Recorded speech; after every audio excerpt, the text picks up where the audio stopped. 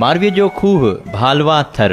अॼु असीं मौजूद आहियूं पंहिंजे वतन सां मुहबत जी अलामत तौर सुञाणप रखंदड़ मारवीअ जी जन्म भूमि भालवा में, जिते सकाफ़त खाते सिंध पारां 2013 में हिते हिकु सकाफ़ती मर्कज़ क़ाइमु कयो वियो आहे, जंहिंजो इफ़्तिताह उन वक़्त जी सकाफ़त खाते जी वज़ीर ससी पलीजो कयो हो।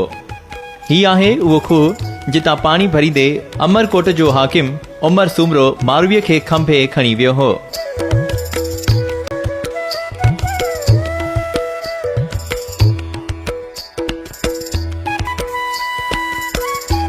रवायत मूजिब मारवी भालवा ॻोठ में ॼाई हुई। भालवा ॻोठ हितां खां 1 किलोमीटर खन ओलह तरफ़ आहे।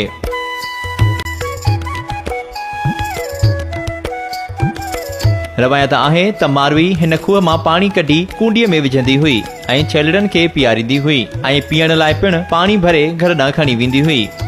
हिन वक़्तु खूह जा किनारा पका करे ऐं कूंडीअ खे पके थल्हे सां गॾु सीमेंट जूं दर्जूं भरे मिलायो वियो आहे, जंहिं करे खूह ऐं कूंडीअ जी असलियत ख़तम थी वई आहे।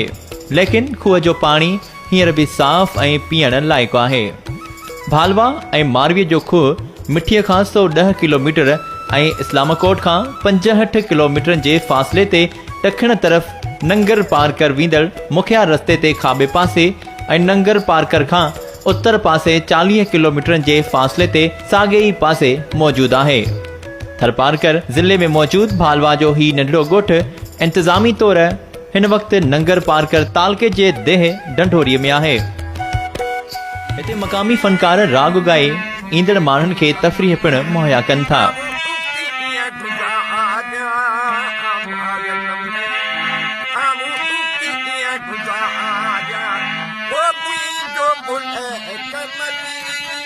सकाफ़त खाते पारां बणायल हिन सकाफ़ती मर्कज़ में थर जे मक़ामी चोरनि जी छिकिल सां मिलंदड़ कमरा ठाहिया विया आहिनि।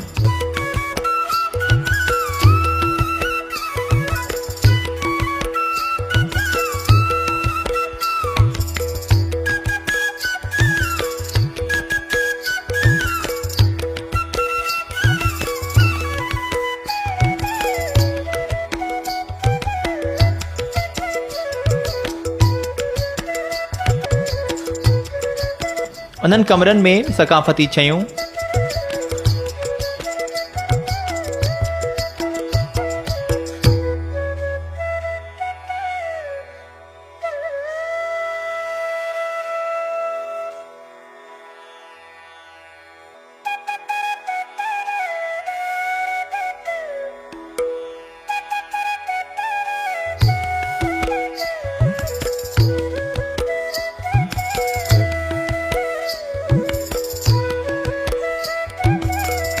पुराने दौर जा थाम,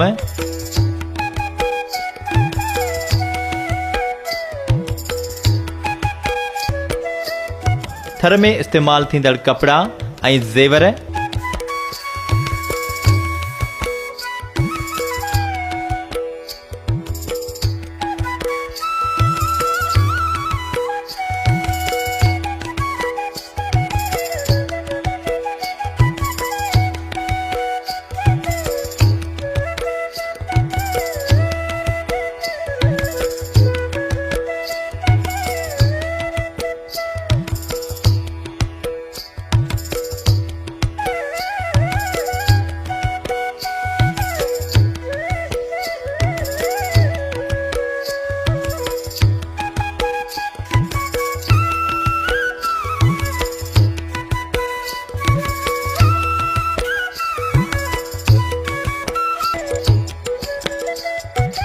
ऐं मुजस्मा नुमाइश लाइ पिणु रखिया विया आहिनि।